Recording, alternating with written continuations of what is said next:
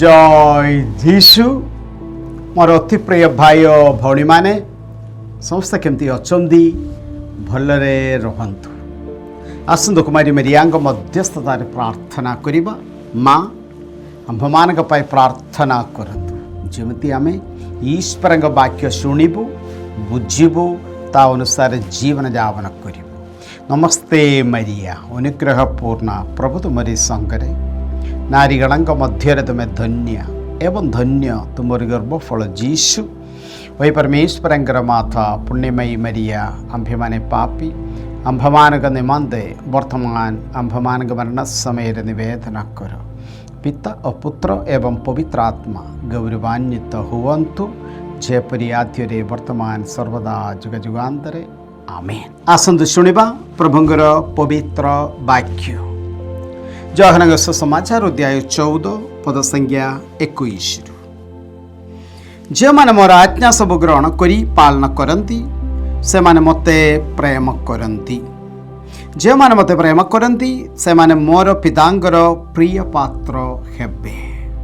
मु से मान को प्रेम करी एवं से मान के निकटरे आत्म प्रकाश करी। जुदास स्करियात नुहे ताको प्रश्न कले प्रभु आपण कहीं आंभमान निकटरे आत्म प्रकाश करेंगे किंतु जगत सम्मुखें नुहे। जीशु ताकू उत्तर देले जे माने मते प्रेम करती से माने मोर वाक्य पालन करेंगे एवं मोर पिता से मानकु प्रेम करेंगे। आमे से मान निकट को आसीबु एवं से मानटारे आमर बसती स्थापन करिबु।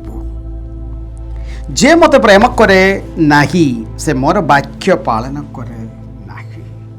जे वाक्य तुम्हें माने श्रवण करि थाओ ताहा मोर नुहे ताहा पितांगर जे मते प्रेरणा करि अछंती। मु तुम मान गहनरे रही ये विषय तुम मान को कही अछि किंतु सही सहायक सही पवित्र आत्मा जहां को पिता मो नाम रे प्रेरणा करिवे से तुम मान को सकल विषय रे शिक्षा देबे। जो सकल विषय मु तुम्भमान को कहूची ताहा तुम्भमान को स्मरण कराइबे। Praise the lord, hallelujah hallelujah.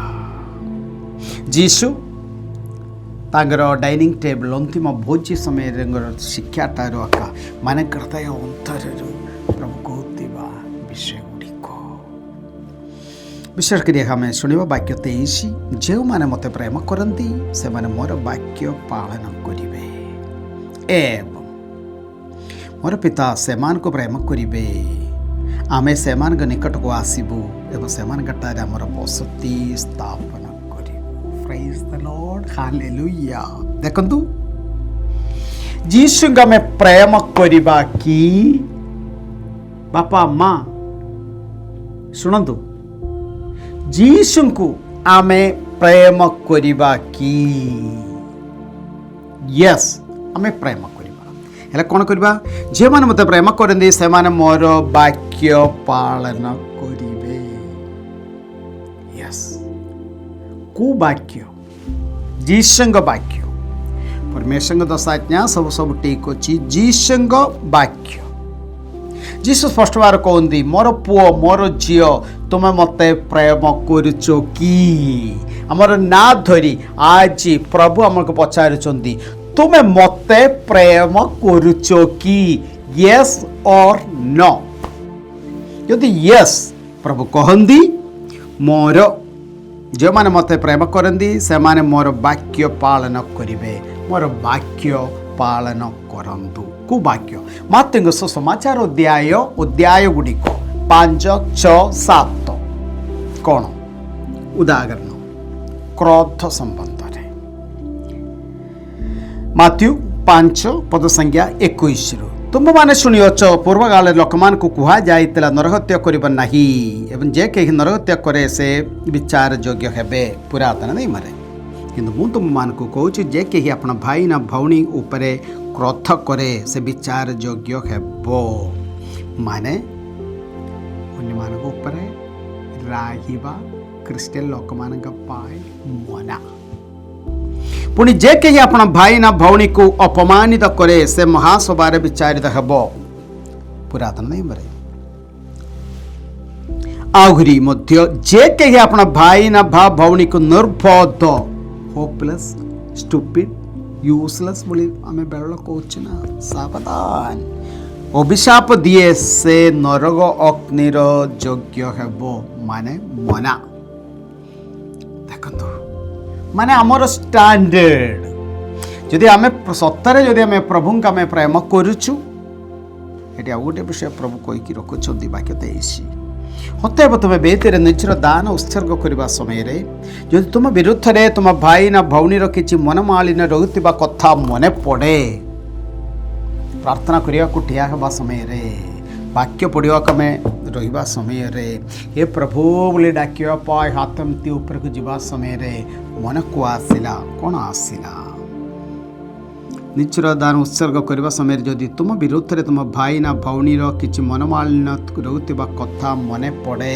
मासे हला 2 मास 2 मास हला भाई मो संगे कथा कहू नाई बापा मो संगे कथावार्ता कह मु करने से करू नाई खला तबे दान को बेदी सम्मुख रे रोकी देई प्रथमे जाई निजर भाई ना भौणी सहित पुनर्मिलित हो यस मोर भाई ओ भौणी माने माने हमर पूरा आम जीवनी आउ गोटे उच्च हाई स्टैंडर्ड गोटे उच्च स्तरीय सोपान को आका सदा प्रभु नेउचंदी praise the lord hallelujah hallelujah सब विषय गुडी करे वाक्य 27 व्यभिचार संबंध रे तुमाने शुणियच लेखा होची व्यभिचार करिब नाही किंतु मु तुम मान को कहे जदि कहीं कोनसी नारी को लोलुप दृष्टि रे देखे माने लोलुप दृष्टि रे जने नारी को मध्य देखिबा मना यस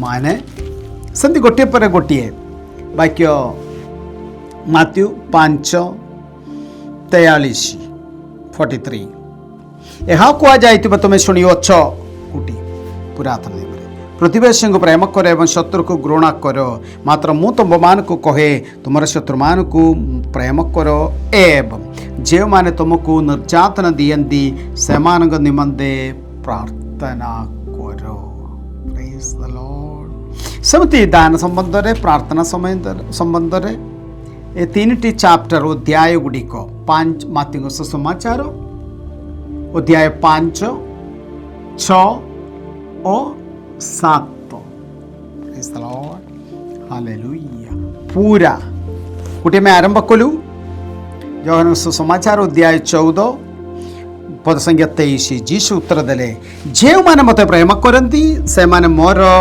वाक्य पालन करिवे एवं मोर पिता से मान को प्रेम करिवे यस आज प्रभु आमको पचार मोर पुओ मोर झील तू मते प्रेम करुचु कि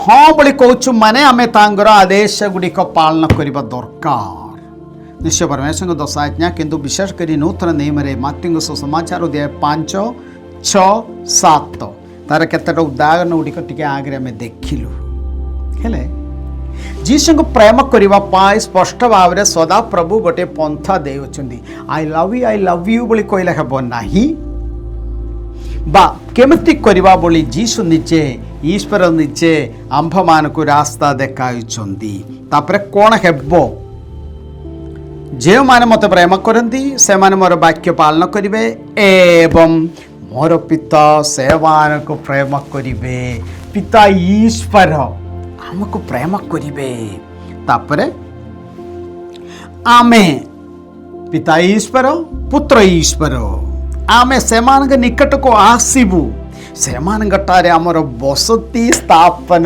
करिबू प्रेज द लॉर्ड पिता ईश्वर और पुत्र ईश्वर कुणिया आसीबे कोठी आम हृदय को आम घर को आम कर्म क्षेत्र को देख तो मोर भाई और भौणी माने आमर आध्यात्मिक जीवनी हेले ता पाई कोन करिवार अछि praise the lord hallelujah hallelujah एतिकी जीसु को प्रेम करबा दरकार केमति प्रेम करबा जीसुर वाक्य गुडी को पालन करिवार अछि कोठी पाइबो मातीय सुसमाचार अध्याय 5, 6, 7 थरे 2-3 टिके पढ़िबे ना आगामी गोटे होमवर्क देउछि मासे काल सकाळे और संध्यारे मातींग सुसमाचार अध्याय 5, 6 और 7 सकाळे थरे संध्यारे थरे परिवार रे समस्त मिशिकी पढ़ंतु।